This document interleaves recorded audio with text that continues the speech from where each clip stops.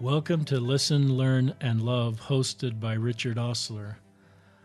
One of the purposes of this podcast is to follow the counsel of President M. Russell Ballard as he taught during a BYU devotional in November of 2017. Quote, Mormon leaders, along with rank and file, need to listen to and understand what LGBT members are feeling and experiencing.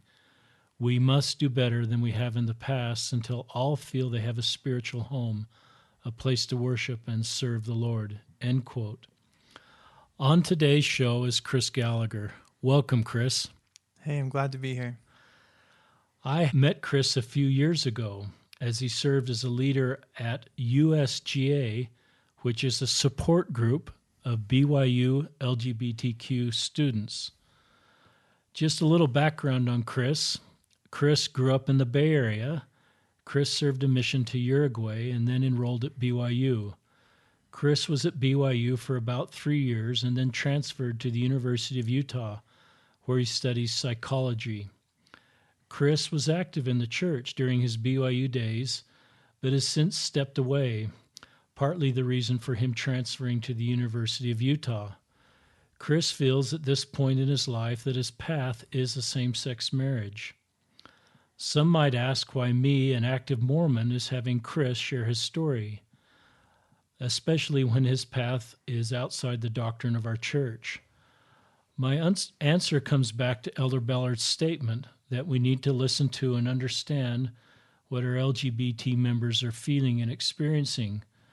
By listening to Chris's story, we can better touch someone's cross, so we can better know their unique road, allowing us to comfort them, bear their burdens, and mourn for them, things that I consider part of my baptism covenants. I am not advocating a lifestyle outside the teachings of our church, nor am I asking for the church to change, but I've learned to honor the individual road that each person chooses based on their personal revelation on what is right for them, and I do that without judgment. And I do that without eliminating people from my life that may not be following the teachings that I believe in. I leave any judgment to my Savior and his perfect understanding. So let's proceed with Chris's story.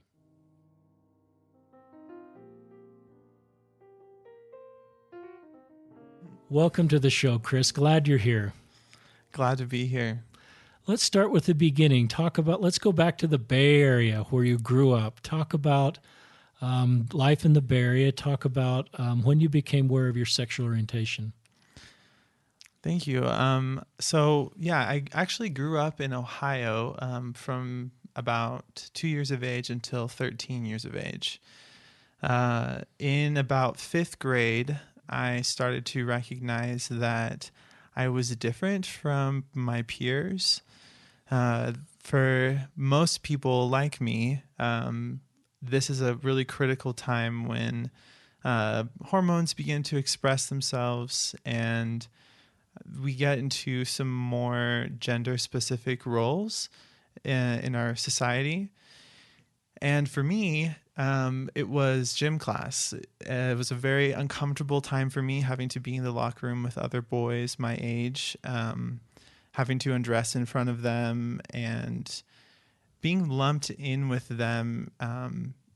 I didn't feel that I related to them in a lot of different ways. I didn't share their interests in sports, and I found them often to be very violent. I was more of a creative type.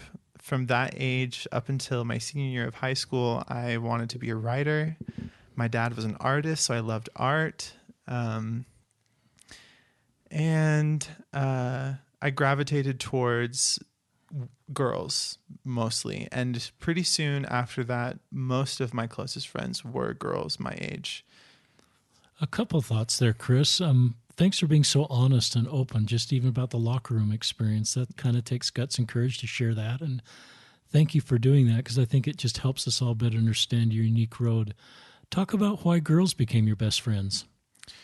So I related to them differently than I did to boys in terms of interests and just feeling comfortable. I didn't feel threatened by them, and they were kinder than a lot of the guys that I knew that were my age. And I would say that trend probably really did continue all the way through middle school, with some rare exceptions. Looking back now, I can probably say that the guy friends that I had that were really close, the ones that were few and far between, were probably boys that I had a crush on. I didn't know that that's what it was at the time, but looking back, I can say pretty surely that that was the case. How much shame did you feel? Because you're growing up, I think, as an active LDS young man in an active LDS home, and you're becoming aware of your orientation. How much shame and emotional trauma and pain did you feel during this time? So it's interesting that you bring up the word shame. It's going to be an important part of my story, and it did start around this age.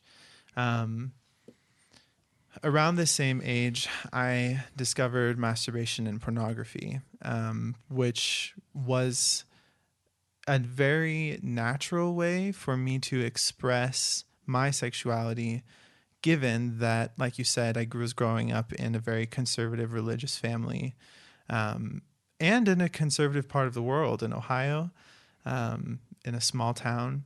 There's not ways for there are a few ways that a gay young man can really be himself, and I was able to express myself through viewing pornography or masturbation. Mm-hmm. And what became shame was knowing that those activities, in which I did feel true to myself, that I was going against the teachings of my church, of my parents, that I was bringing dishonor to my family and to myself, and knowing that they were sinful behaviors, or believing that they were sinful behaviors at the time. Having sexual thoughts about other boys was also very challenging. Those thoughts were exciting. They were innocent, and yet I felt that I was wrong and that they were wrong, and I felt powerless to control them. They came unbidden to my mind from a young age, and well before I started viewing pornography or masturbating. And I wished always that they would leave and that I wouldn't have to experience them. This quickly became a pattern of self-loathing, and I think a person just gets stuck there for a while. It's very easy to get stuck there. I've noticed now, as I've grown older and have been able to support other teenagers and young adults through this experience, that nowadays so many teenagers and young adults are able to believe and say to themselves that they are not wrong, that they're not broken, that they're whole people, and that these thoughts and feelings that they have towards people of their same gender are not inherently wrong. Tell our listeners how old you are right now, Chris. So I'm 27 years old right now. Yeah, and I'd say probably for the past 3 or 4 years now, I've been working within my own community of LGBTQ people in the LDS Church, serving to help them feel safe and loved, and to encourage them to be whole as people. So yeah, I think that my story started really with my sexual orientation in Ohio about fifth grade. And let's go back to the pornography and masturbation. Yeah. My experience as a YSA bishop was that masturbation or pornography does not cause or change sexual orientation. What is your feelings, and what would you share with our listeners on that subject? So I don't know if anyone ever really said the words to me, your same-sex attraction is a result of the pornography that you first viewed, or your same-sex attraction is an intense problem because you made it so through pornography use. I don't know if anyone ever said those words, but I felt that every time I met with a different bishop about this issue over the course of my upbringing. And it was a thought that I latched onto and believed for a very long time. I was convinced that if I could stop viewing pornography and stop masturbating, that the thoughts that were my sexual thoughts towards my same gender, that those would go away. And of course, science has shown, as a student of psychology, I can say with a surety, science has shown that this is not the case. And that these feelings of same-sex attraction occur well before any sort of acting out on them in a physical way through masturbation or pornography.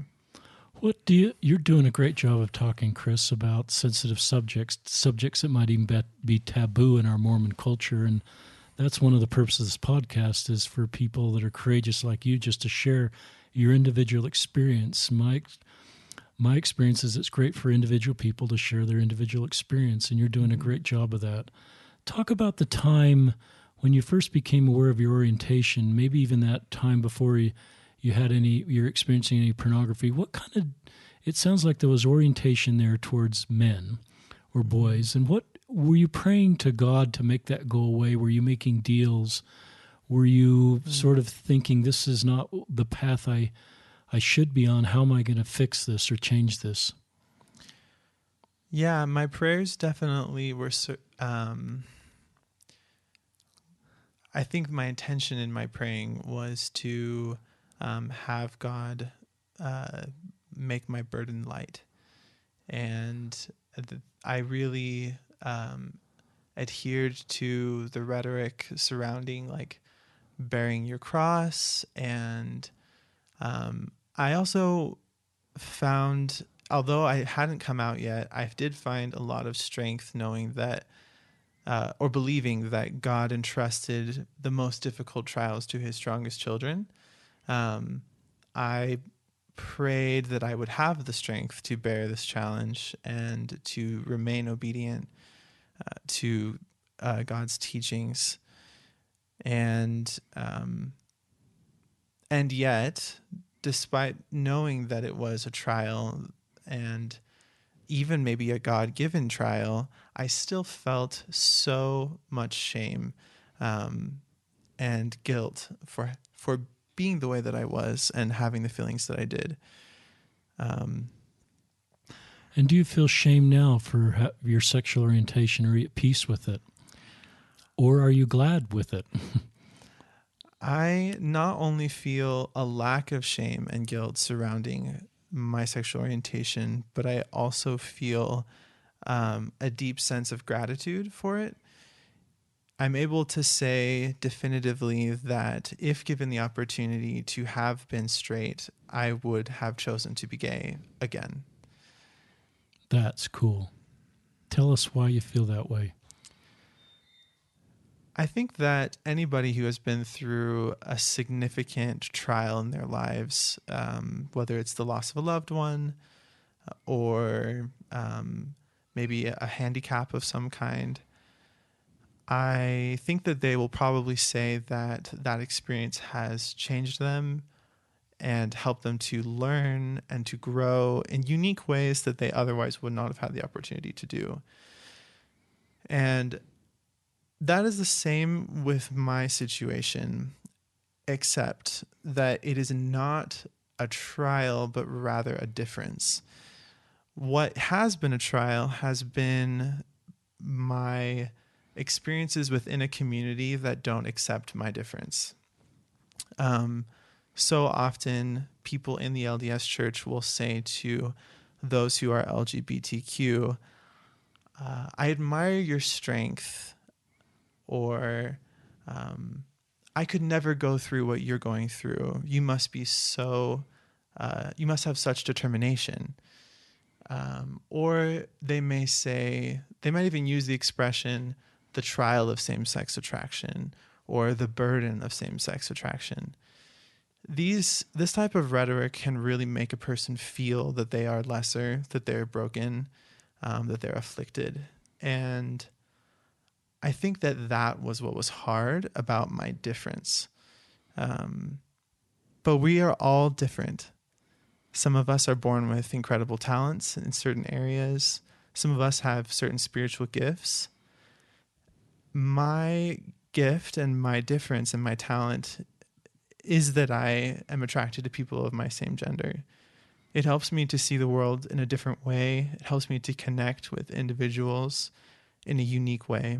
I'm able to be more empathetic to others who have felt marginalized or othered or discriminated against. And I would also add that it makes me a unique contributor to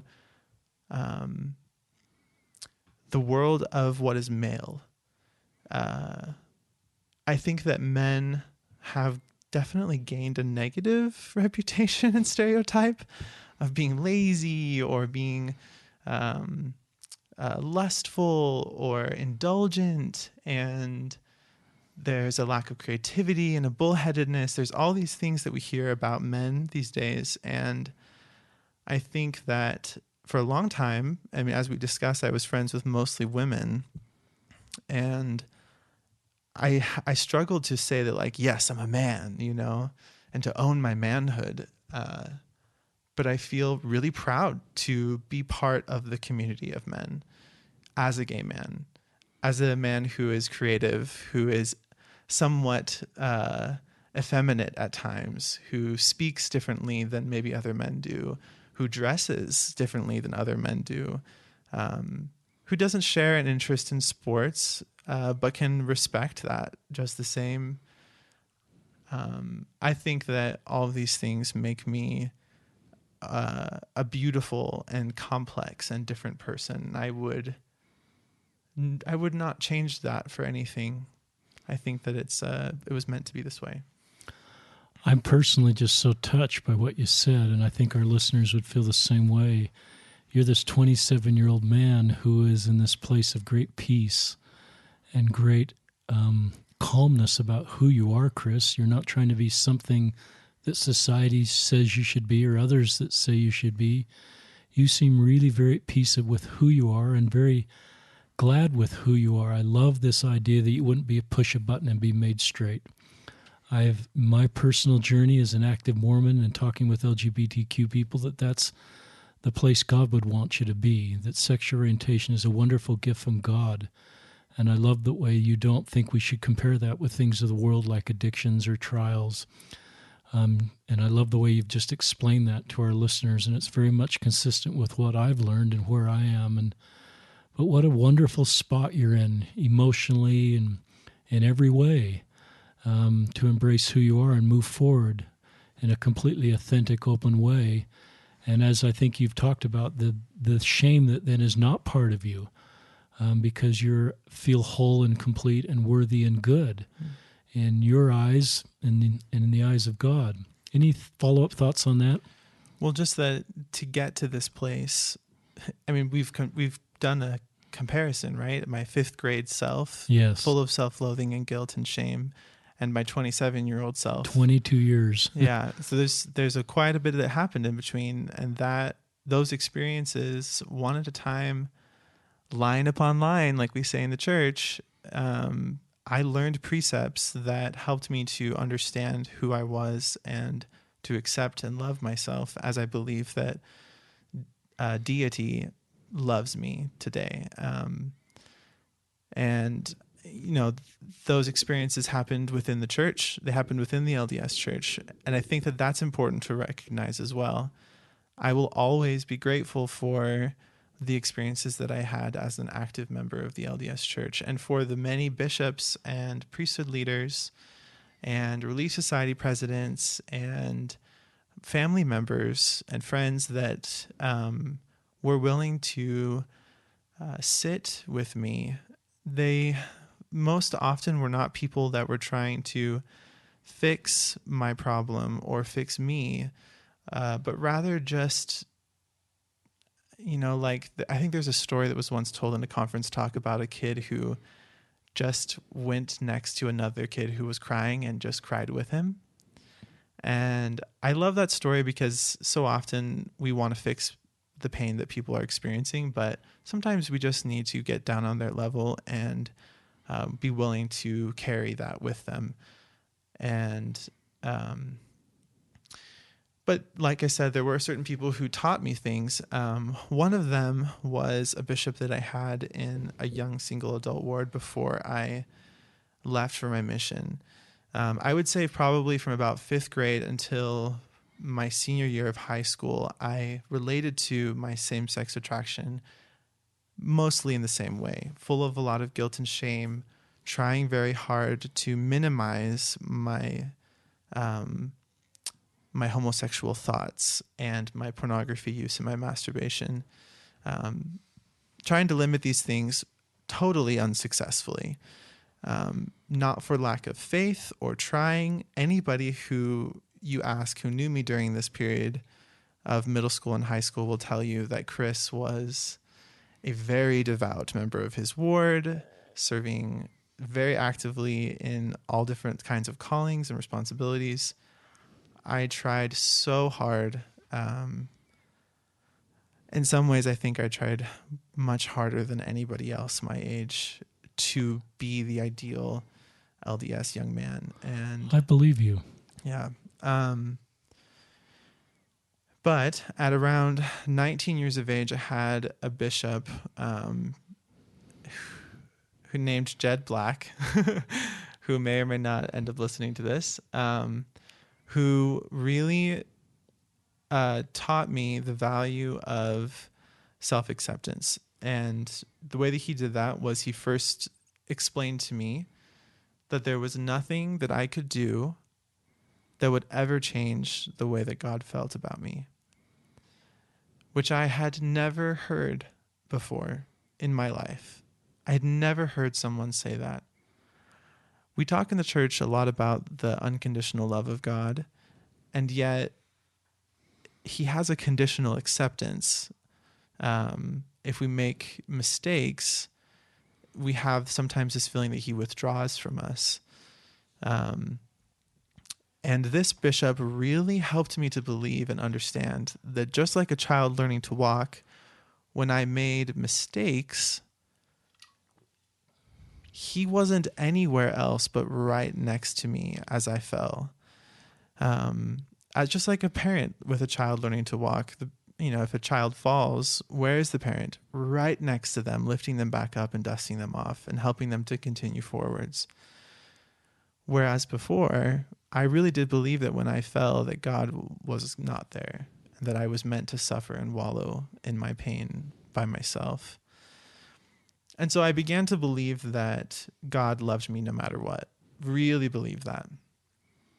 And then that same bishop, he believed that our struggles, our trials, and even our sins could become gifts, in the sense that from every experience we gain knowledge and understanding, and that even in those moments when Satan feels like he has won, that we can flip that on its head and say, no, but see how much I've learned, see how much I've grown, and how many more steps I've taken towards my goal. So this mentality of seeing our trials as gifts really helped me to begin to believe that maybe there was some way that my same-sex attraction was not a trial and was not something to be hated about myself, but rather something that I could learn to be grateful for. This took years of work. I was with this bishop for several years, and I met with him every single week. Wow. And it took me a very long time to really believe that this could be a gift from God. Over those years, I struggled to be worthy to serve a mission or to return to BYU. I wanted so badly to move on with my life, but I was stuck because of issues of worthiness. worthiness is a loaded word for me, and it's a loaded word for people within my community in the LDS church. I would say that not being able to qualify for a mission or to return to BYU made me feel that I was not worthy of those blessings for a long time. I finally began to believe that I was worth feeling happy. I deserved happiness. And that propelled me towards eventually qualifying to serve a mission, which I did with so much enthusiasm. I think there are very few missionaries in the world today who were as grateful as I was to be a missionary. I had waited 3.5 years Wow. to qualify to be worthy to serve a mission. I left when I was 23 years old. I was the second oldest missionary in the entire mission. And, my companions were 5 years younger than I was, most of them. But I loved my mission. I worked harder. I was more obedient.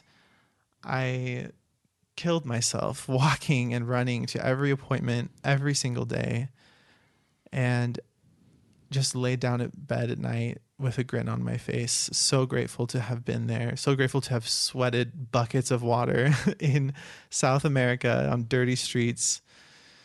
I could not have been more happy. And I quickly became a leader in the mission, serving in the mission offices for half my mission.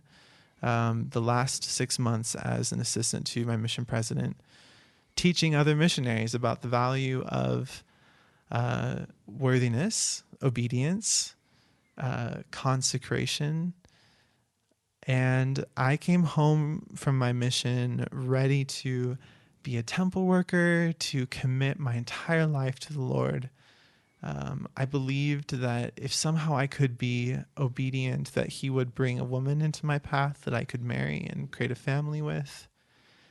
And with all of this hope and drive, I came home, gave my report to the state council, gave my homecoming talk, and 3 days later, I relapsed with pornography again. Mm.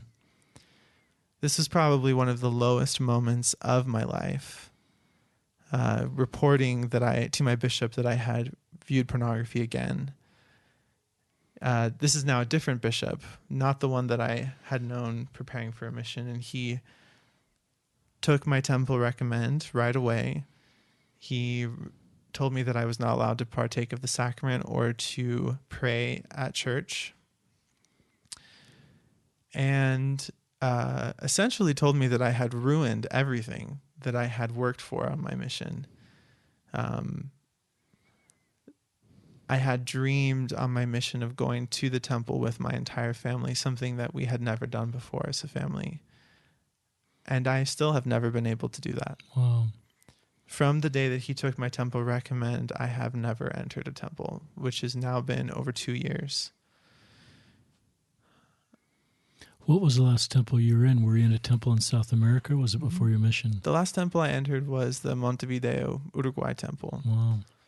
And for those last 6 months of my mission as an assistant, I went every single week, sometimes every day of the week, when we had groups of missionaries going through the temple. But I missed the temple dearly. And I do believe that if I had decided to stay an active member of the church, I think being able to attend the temple regularly would have been a great source of strength and peace for me.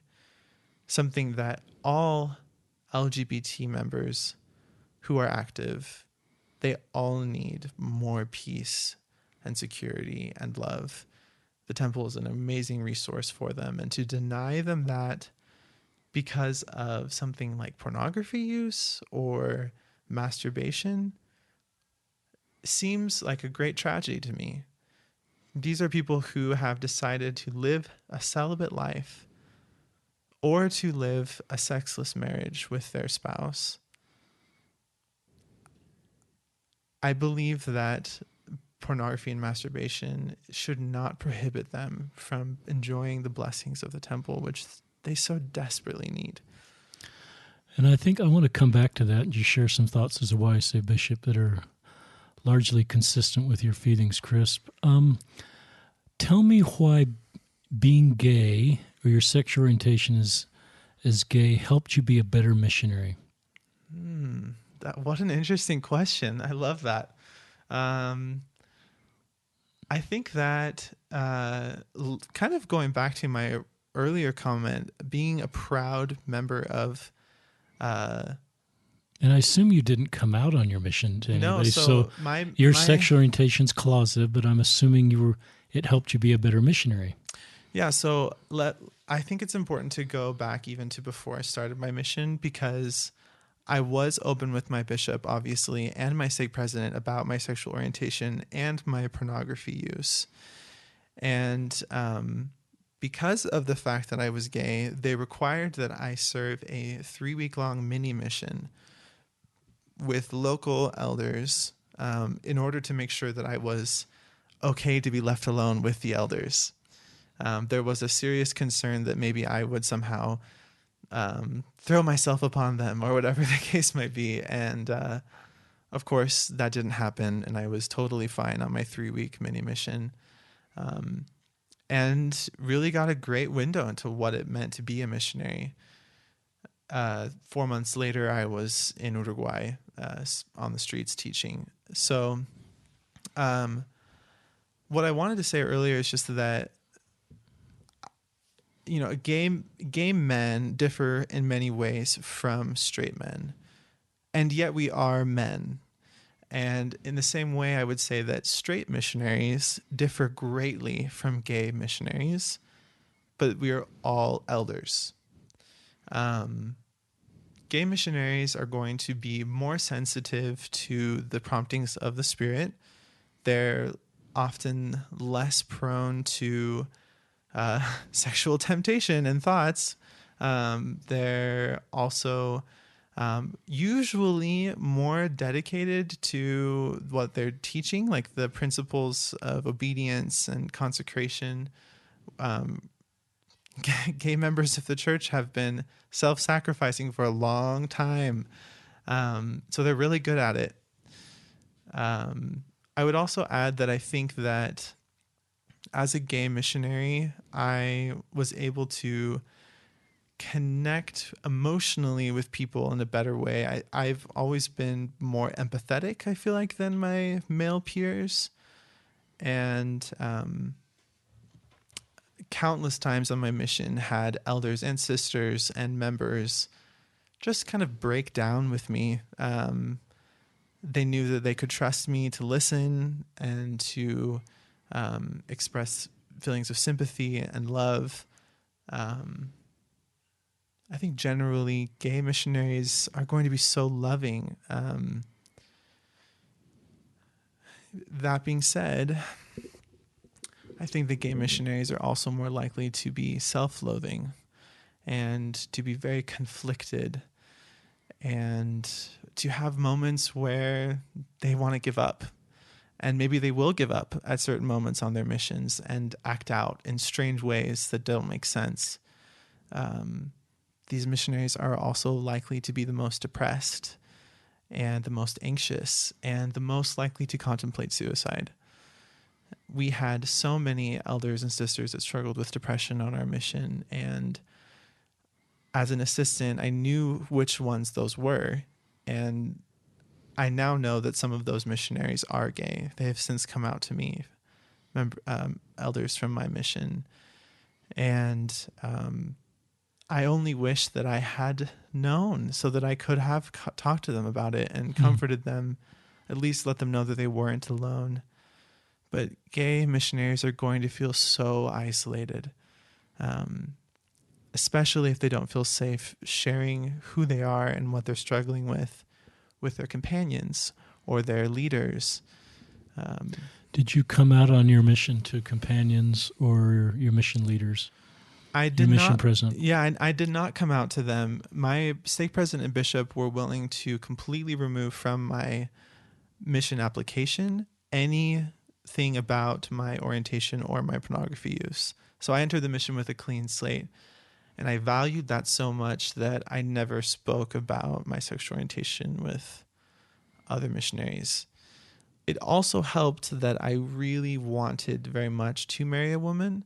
And so I could engage with the other elders in talks about family planning and hoping one day to have children and how will you raise your children and what we look for in a spouse. All those conversations came naturally to me because I too wished for that. A lot of missionaries that I talk to that are gay that have served a mission generally report that they don't fall in love with anybody. They haven't fallen in love with a companion, even though they're living with someone. I rarely hear a situation where someone on a mission has fallen in love with a companion or somebody in their mission. What's your experience as a gay man serving for 2 years in that area, Chris? I think that the church hopes that missionaries can be celibate, male or female, that they lock their hearts, so to speak, while they're serving. And so the expectation is the same for straight elders and sisters as it is for gay elders and sisters. I will say, like I did earlier, that I think that gay members are very good at self-sacrificing. We've been doing it for a very long time. Where straight members of the church who are preparing to serve missions might be able to go on dates with people of their opposite gender, or even kiss or hold hands with people of the opposite gender. Gay members who are preparing for missions are never able to express those feelings. And so it is kind of a natural progression for them. They've been withholding themselves their whole lives. That's fascinating. And so now they're doing the same as missionaries. For me personally, I think that the struggle to not have homosexual thoughts was the easiest on my mission, in the sense that I had so many other things that I was worried about and thinking about. Teaching other people, managing groups of missionaries, eventually managing an entire mission's worth of elders and sisters. I didn't have time to have romantic feelings for companions or investigators. I didn't allow myself space for romantic feelings. On the flip side of things, I think that straight missionaries who have probably had girlfriends or boyfriends before they came on the mission often struggle to lock their hearts. They remember their boyfriends or girlfriends. Interesting. They think about them often, and they think about their future partners, and maybe sister so-and-so could be their future partner. And so they develop romantic feelings for a sister missionary in their mission. Gay missionaries don't have that luxury. There is no future for them romantically. They are focused on the work, not thinking about, is there a potential future for a husband in my companion? That's not going to happen. At least it happens very rarely, I think. That's a very thoughtful answer, very insightful for me and our listeners. You're connecting a lot of dots that make sense for me, Chris. If there's men and women that are gay thinking about a mission, what advice would you give them? So I think that I have to frame my response to this question within some experiences I've had very recently. If I were to go back to myself 5 years ago when I was preparing to serve a mission, I think I still would have encouraged myself to serve a mission. But in the last few years, since returning from my mission, I have done a lot of community service. I've worked a lot with LGBTQ teens and young adults. And I find that even though between the two of us, there's only a difference of 10 years, that 10-year difference, that generational difference between myself and the younger generation, there are significant differences in the narrative and experiences of these young people to my own. most teenagers today and most young adults today who would be serving missions within the next year or two do not have the same guilt. They do not have the same shame that I did. They often do not believe in the principles of the gospel as much as I did, especially LGBTQ members of the church. I don't think it's any secret that the church is struggling to retain its millennial generation, and I think they're called Generation Z. These young people are feeling, I think, to a large degree, that their worldview does not fit within the church. And so for them, serving a mission is almost always a question of familial and societal acceptance.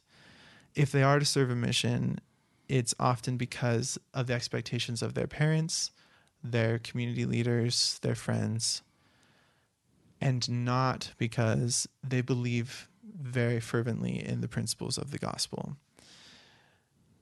And so, to answer your question, if someone today is considering to serve a mission who is LGBTQ, I would encourage them to examine their motivations very carefully. A lot of people today who are LGBTQ in the church, who are of mission age, have already come out. So many are coming out so much younger than I did. I wasn't open about my orientation until I was 25 years old, only a few years ago. But kids are coming out at 13, 14 years old, and that's well before mission age. And often these kids, either in secret or openly, are beginning to have experiences romantically, sexually, with people of their same gender. And to serve a mission for them essentially means to go back into the closet. One bishop once told me, it's okay that you're out, but don't parade your sexuality. That is what they can expect on their missions. And if they have any qualms about the doctrine of the church, specifically relating to same-sex marriage, I would greatly encourage them to resolve those concerns before they enter the mission field. I have, just in the last month, had to comfort elders who have come home early from their missions because of severe emotional distress. Crazy outbursts and hysterics and depression and anxiety because of the fact that they were engaged in something that they did not believe in and were required to go back into the closet, so to speak. Those two experiences, as a student of psychology, those two experiences of denying who you are and teaching what you do not believe, they're very traumatic. They can be very traumatic for young people. Now, if you are an LGBTQ person who is not out or who is not sure yet what they want to do about that, and you believe wholeheartedly in the teachings of the church, I would say serve a mission. What an incredible experience to gain exposure to the world and to people. I grew in so many ways as a result of my mission. And I learned a language, if nothing else. I think it was an incredible experience to learn leadership skills, communication skills, and just a wide variety of interpersonal skills. I think it was a phenomenal experience for me. That's a really thoughtful answer. You speak beyond your years, Chris. Your experience are very, very helpful. And I hope that our youth and other leaders that are helping our youth make thoughtful decisions use the principles you've laid here, because I think that results in a much more thoughtful situation. I also like how you are asking everybody to choose their own path and honor their own individual path, and whether it be a mission or not. I want to go to BYU. When I met you, you were at BYU, you were a leader in USGA, and obviously you're out as gay and at BYU and at USGA. And I think remember asking you, tell me more about the BYU student body. What's going on with the BYU student body? Are there a lot of, for every one of you that's out, Chris, and letting people know about your orientation, how many are closeted at BYU, and what's that like for those closeted men and women that I'm sure were privately reaching out for you? And so that's kind of a state of the situation at BYU, and also just what advice you'd have as a second question to closeted people at college, at church colleges, or in other situations, and how to help them. So I think to answer this question fully, I'll have to kind of talk about my own story with USGA. Good. I came to BYU after having had this really hard experience coming back from my mission. I arrived at the BYU campus feeling already unworthy to be there, and feeling super discouraged, knowing that all that I had worked for on my mission had been somehow undermined by my relapse with pornography. And more broadly, with the reappearance of these homosexual feelings, which on my mission I had almost lived free of. Wow. In the sense that, of course, I recognized an attractive guy on my mission, but I didn't have those yearnings and romantic feelings as much on my mission because I was focused on other things.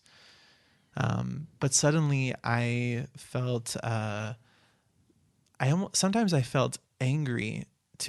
I felt that it was unjust. All of these people around me, all of my fellow missionaries returning from their missions, just so easily sliding back into everyday life, attending school, getting great jobs, meeting great girls, getting married, forming families. It was just like breathing for these young men. Meanwhile, I was struggling to feel that I belonged, and not having any success in dating, in my classes, feeling like a sore thumb, that I stood out, that my beliefs and my opinions on things were often not contrary, but differed in some way from my peers. There was a very strong BYU culture that has nothing to do with the teachings of the church and everything to do with image and stereotype. Some people are familiar with the concept of like a Utah Mormon versus a Mormon from any other part of the world. We have a very unique set of standards at BYU that are extraneous. They're not all upheld by the doctrine of the church. So, needless to say, I felt very out of place and was struggling a ton at BYU. And then I met a girl named Eve who was so kind, and we agreed on so many different things. And eventually I came out to Eve, and she was so supportive, and she didn't care that I was attracted to men. And she just loved me unconditionally, which was something that I had so deeply longed for. We eventually broke up for reasons totally unrelated to my same-sex attraction. And when we did, I made a decision, which was that if I was going to marry a woman and turn my back on any potential relationship with a man, I needed to know that that was something I did not want. In a sense, what I did not want to do was be one of those men who got married, had 3 kids, and then 10 years into the marriage decided to ditch his family. I did not want to do that to any woman or to any of my children. And so I kind of needed to know for sure that I wasn't going to regret my decision to marry a woman and form a family with her. And part of that desire to be sure led me to come out. I started being more open with people about my same-sex attraction. I knew that in the eyes of the church, there is no shame in being gay. Technically, there is no problem being gay at BYU.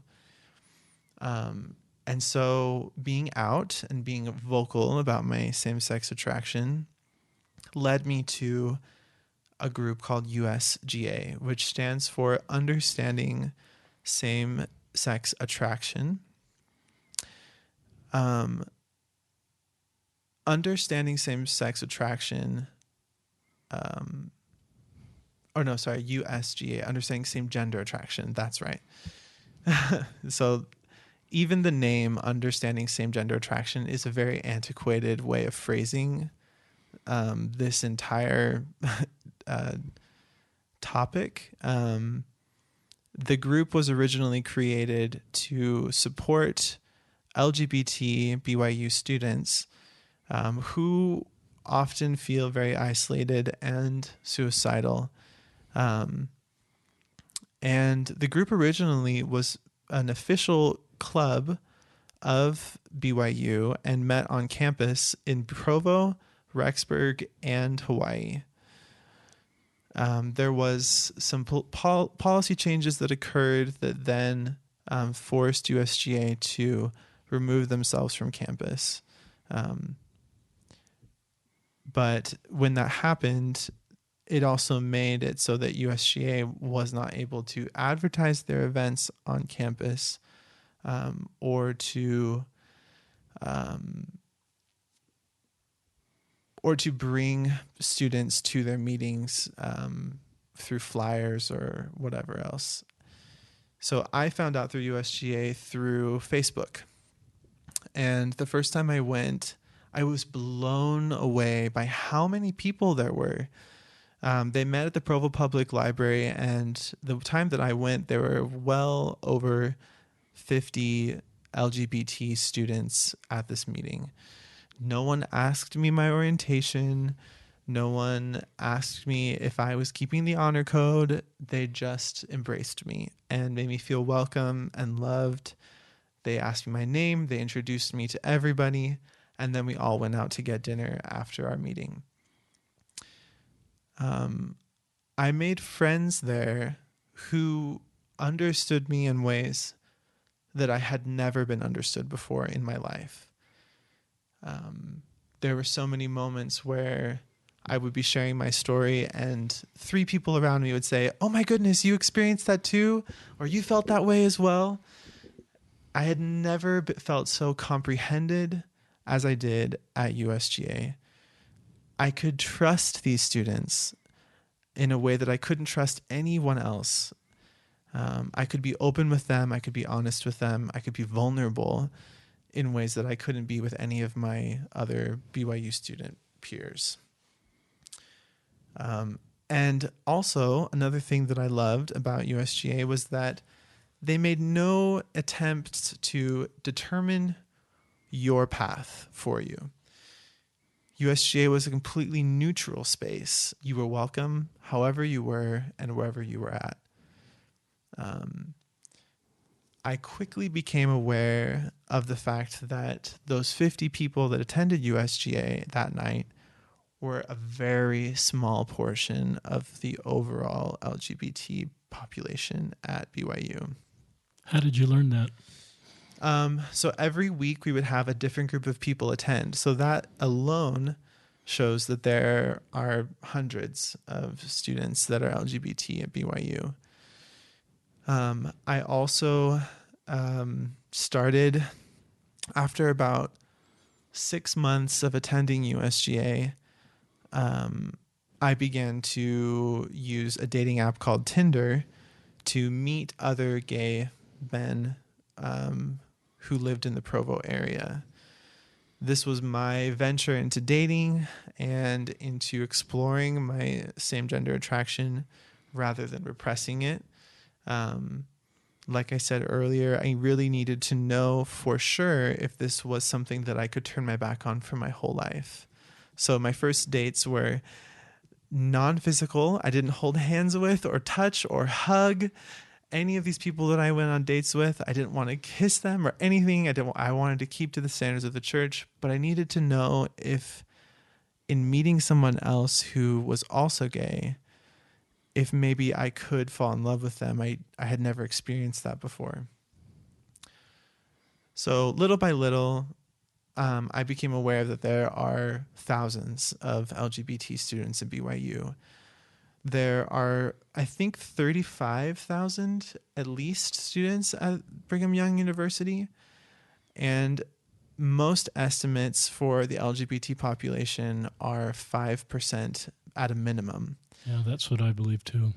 And so we're already looking at anywhere between 1,500 to 3,000 students at BYU who experience same-sex attraction or some kind of gender dysphoria. I'm referring to our transgender students at BYU. These are people who are born with a assigned sex of, let's say, male, but who feel that inside they are women. This population is even smaller, usually 1% or less of the population, which, if that is true, is still 300 or more students at BYU who feel inside that their gender is different than the gender they were assigned at birth. And what a struggle it must be for them to be members of the church and to be BYU students, where so much of what is expected of them based on their gender is already defined and already kind of thrown at them. Talk about suicide, Chris. Have you been suicidal? And then talk about what you'd say to someone who is suicidal and LGBTQ and perhaps younger than you that's looking for some help. Yeah, so I have been super lucky to never have felt a desire to end my life. My pain has been acute. It has been intense. And in some ways, I can relate to people who have contemplated suicide. The idea that death brings an end to that suffering and to the suffering that sometimes people feel that they're causing their families and friends. I can relate to that. I can understand that. I feel grateful, though, to say that that's not something that I've ever experienced.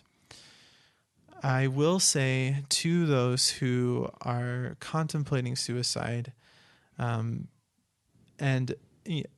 just within the framework of what we just discussed, BYU or being members of the LDS Church, there are so many people all around you who will love you for who you are.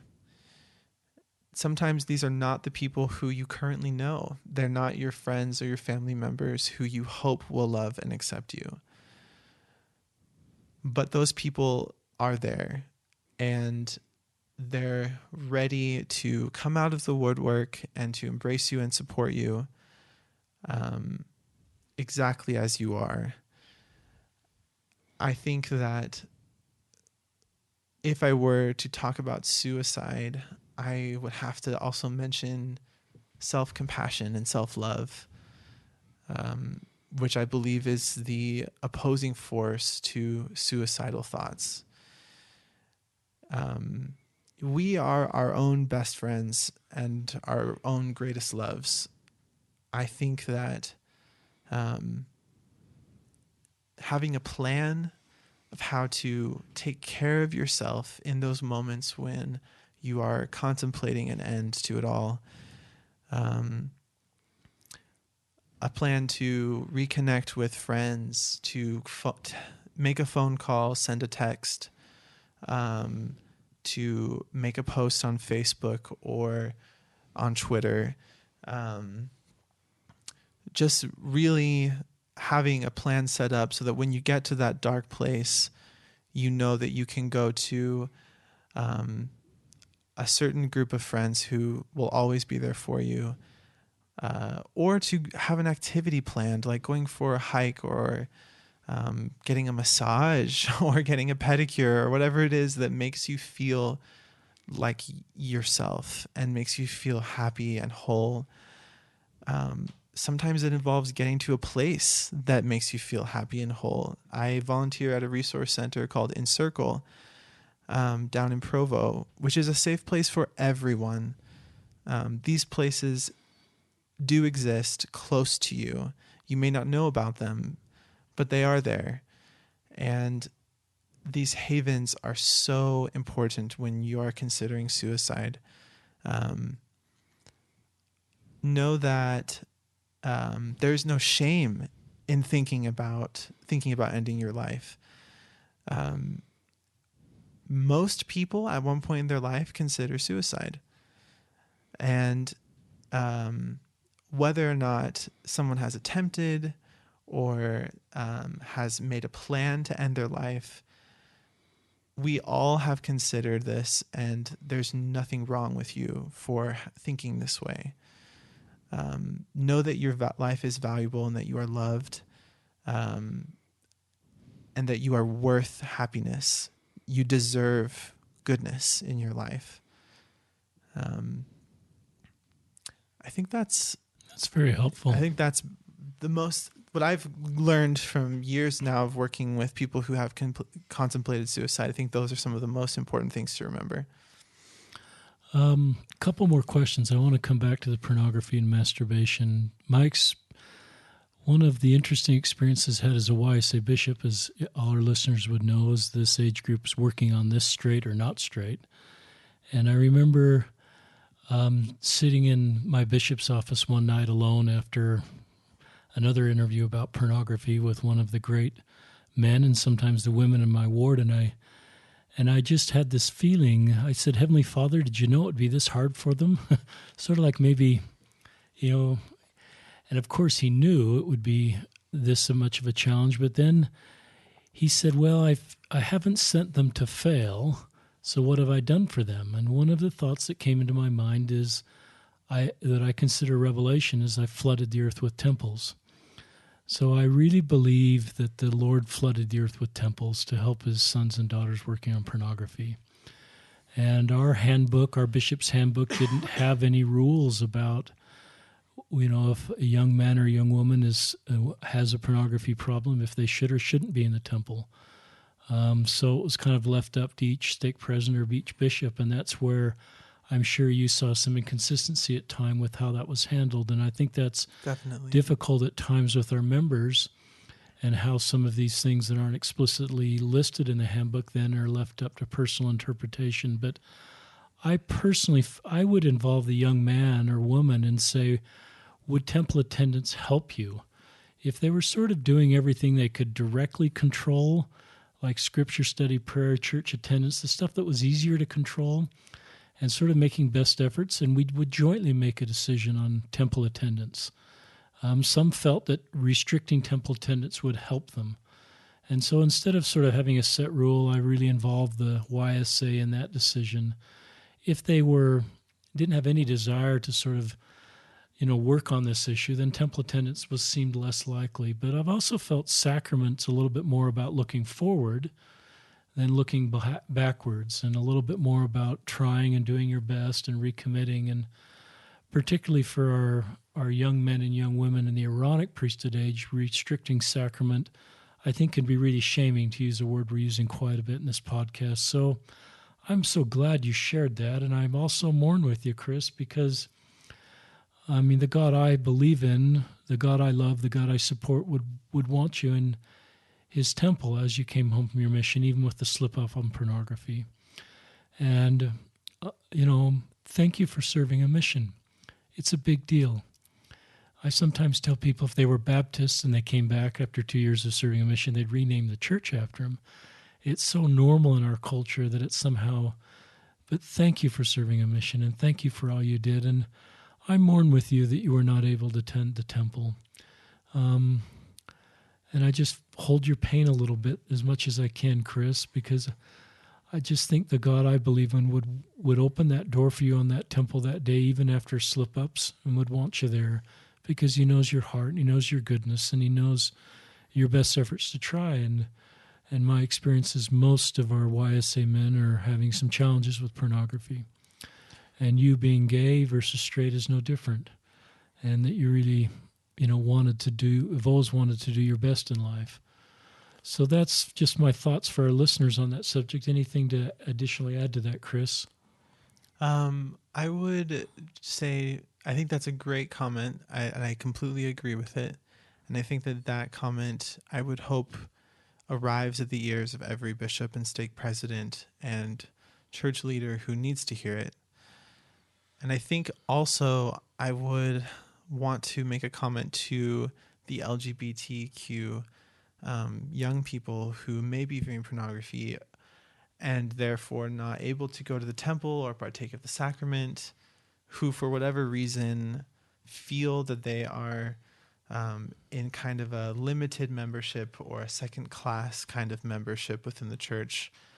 I guess the comment that I would make to these young people is that God and that unconditional love that you seek in the temple or in partaking of the sacrament, that sense of peace and purpose that comes through those ordinances, that is still available to you, and that God is in the temple and outside the temple. He is everywhere. And I think that was important for me as I recognized that for myself, the structure of the church was failing to serve the purpose that I hoped that it would. I needed to get those needs met through any other means possible. The desire to serve, which eventually became very hard for me to do in the church, I was able to fulfill that desire to serve through other means, through community work and through this group USGA when I was a student at BYU. Serving in these organizations gave me all that sense of purpose and fulfillment that I had longed for. When I felt disconnected at church, like sitting in my priesthood lesson and not feeling like I was really communicating with people there or that they were understanding me, when I longed for empathy and compassion and connection that I wasn't getting at church, I found it elsewhere. And I think that the bottom line that I want to make here is just that when seeking for God, if the resources fail you that you're used to, find other resources. Continue to search for that peace. Don't give up because the sources that you've relied on previously have failed you. There are so many other ways to find that fulfillment, that purpose, that love, and that spiritual connection and growth that you long for, even outside of the structure and systems that you're used to within the church. I like that. Couple comments agreeing with what you said is the God I believe in is an unconditional God who loves us. And I love the way you talk about that from a perspective as a parent. So as a father with 6 children, I love my kids, and I will walk with them on any road they choose. My love for them is not conditional on them following a certain path or certain behaviors. And I just love my kids. And I want to keep the communication channel open with them. I want them to tell me what's going on in their life. I want them not to feel shame for whatever reason. And I just want to walk with them and want to help them. And they're always worthy of my love. They're always worthy of my company. And they're always worthy of my acceptance. So I very much agree. Now, that doesn't take consequences of bad choices off the table. Neither of us are talking about that. But I've always felt my role as a bishop when I was served with the YSAs was to walk with them on any road they wanted to walk. I would always invite them to follow the teachings that I believed in, the teachings of our church, but I would meet with them unconditionally, so to speak, to use your words, whether they were living the church standards or not. I would invite them to our congregations, whether they lived the church standards or not. The temple was kind of more of a narrowing of the gate where there was a belief and a worthiness requirement. But I very much agree with you, and I just enjoyed meeting with the YSAs no matter what road they were walking on. Often I would let them set the agenda of the things they wanted to work on. A couple were working to overcome meth. That was their biggest challenge. And so I said, I'll walk with you on that road. One of those young men was in a same-sex partnership, and he didn't feel at that point that was something he wanted to change. He wasn't asking to fully participate in Mormonism. This wasn't a BYU ward where there was an honor code requirement, but we just worked on getting off meth. And he was able to get off meth. So the God I believe in is very much this unconditional loving God who will walk with us and support us. And I very much believe that. Another thought is I wanted to talk about your future, talk about your career, because as we talk on this podcast, you obviously have wonderful clinical skills that will be used to help people. So talk about what you're pursuing in your career and what you hope to do. So I think that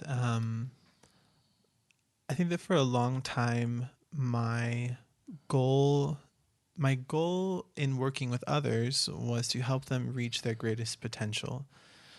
The issue that I now have with that perspective is that who am I to say what their best potential is?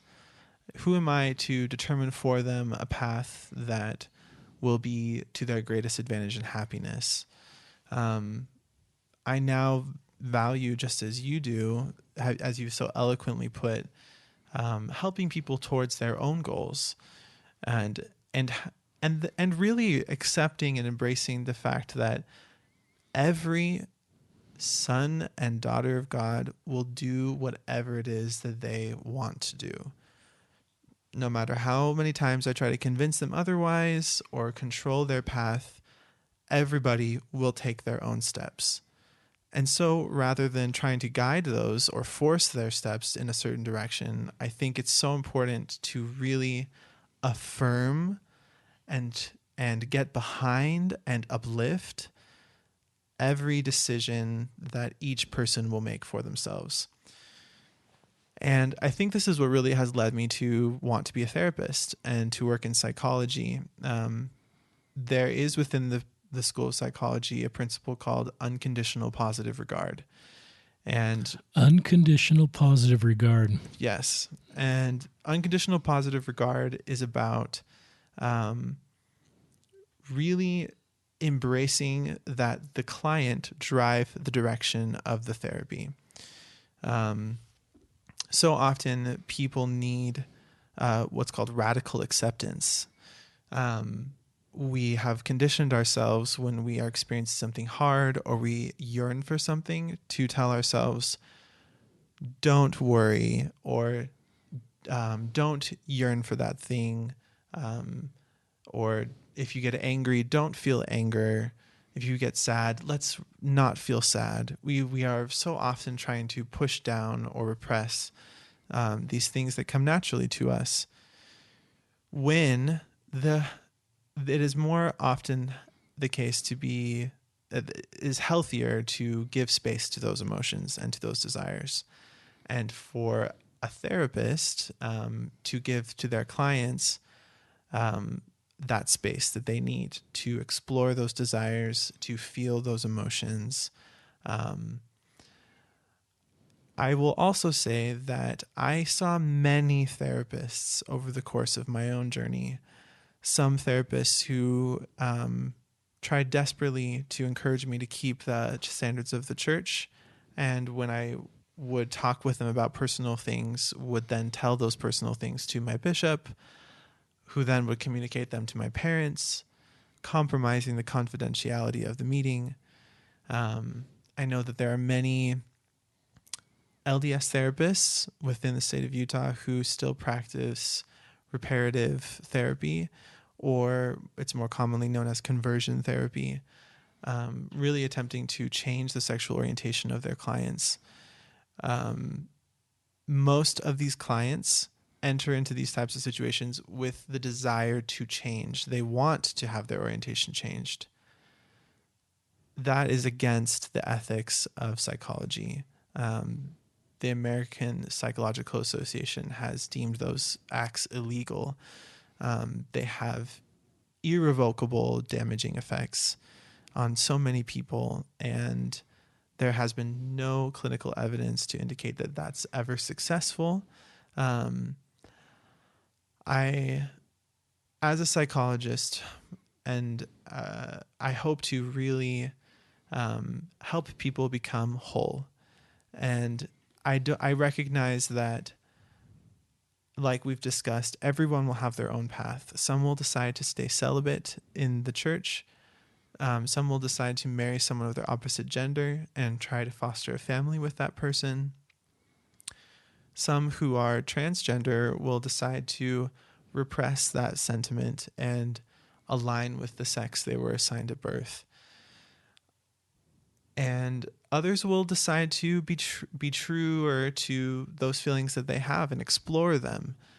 And I think that my role as a therapist will always be to encourage these people to be true to themselves and to pursue whatever path they seem most comfortable with. I think that is ethically all that I can do as a therapist.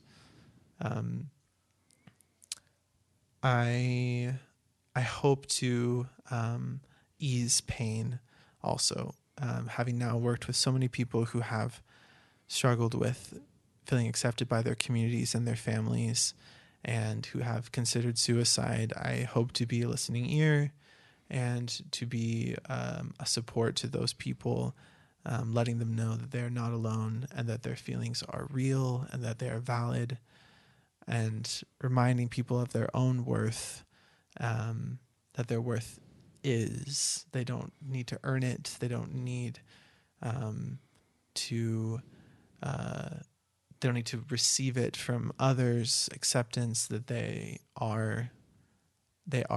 have worth. It is inherent in them, and they deserve to be happy and to be whole. That is, I think, my principal motivation with becoming a therapist.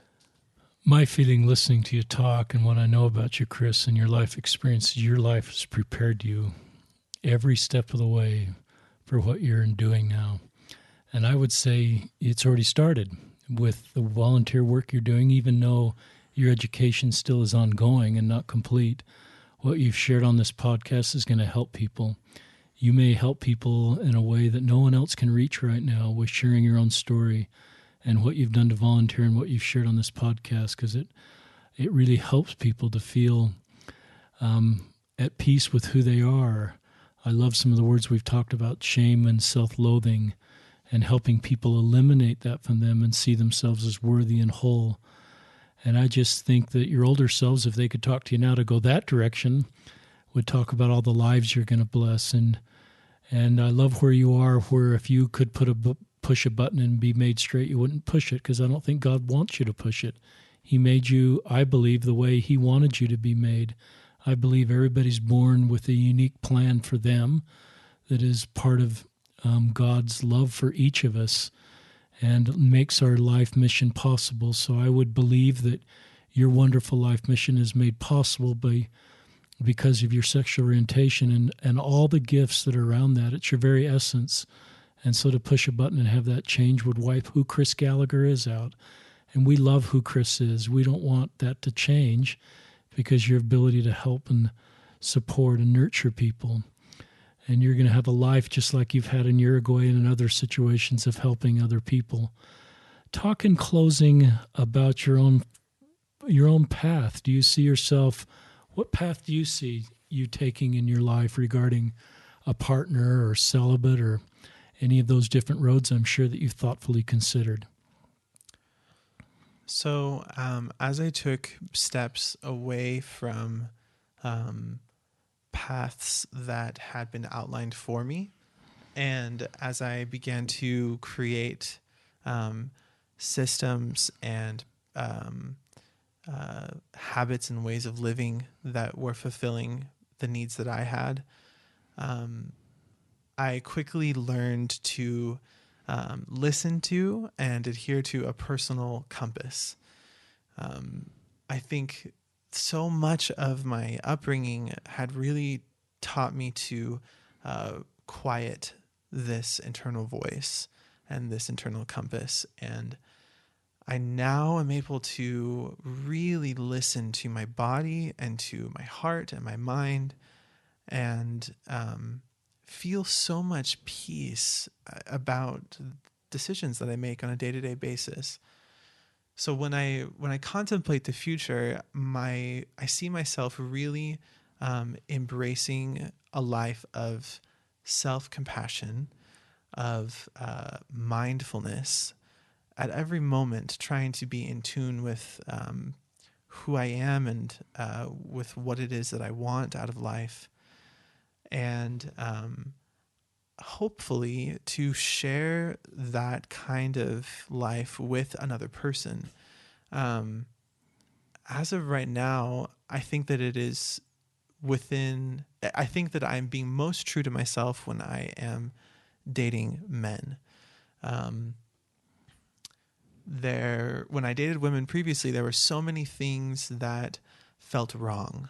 And so many times when I would tell myself, don't worry if it feels wrong, eventually it will feel right. And it just never did. And I think that finally being true to that internal voice and following that moral compass of my own, I'm able to be whole. And so I see myself hopefully eventually forming a family with a man, either married or in a partnership. I can't say yet which of those things I want most, but I definitely will know in the moment if it is something that needs to happen, if marriage is the thing that needs to happen. But I definitely want to share my life with someone else. I don't, as of this moment, feel the need to be an active member of the LDS Church. I don't know if I will always keep my records within the church's system. I think that my life is slowly but surely resembling less and less that of LDS membership, and more resembling a life that is true to who I am and to what I desire and value. And I'm so grateful that at every turn I've been able to make changes and to change my mind and go back and to grow. I hope that regardless of activity in the church, that every member of the church can constantly evaluate if where they're headed is really in alignment with their values and their beliefs, and that they are, at the end of the day, true to themselves, if nothing else. I'm so happy to lay down every night knowing that I made choices that day that were in alignment with my values and my beliefs. So, thank you, Chris, for just being so honest and personal with your story. I believe we're doing what Elder Ballard's asked us to do, is just hear how LGBTQ members are feeling and understanding. And as you move forward in your life, my circle is big enough that I have people that are members of the church in it and people that have stepped away from the church. And my view of Jesus and what he taught and what my baptisms covenants require me to walk with all members of humanity as we move forward. I don't look at LGBTQ people as a different group of people. I look at them as one of us.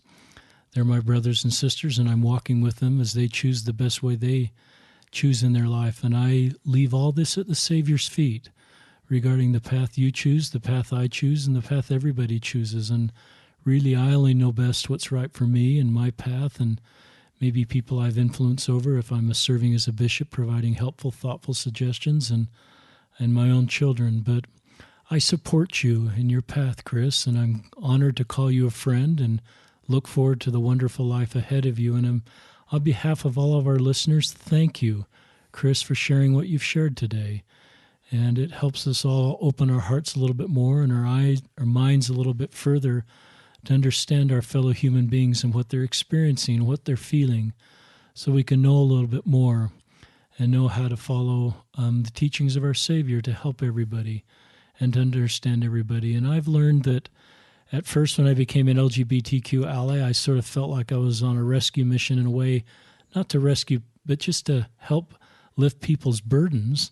And certainly I do some of that as an ally, but I've learned that I need LGBTQ people in my life to help me be a better person and a better disciple of Christ. So this is a two-way partnership.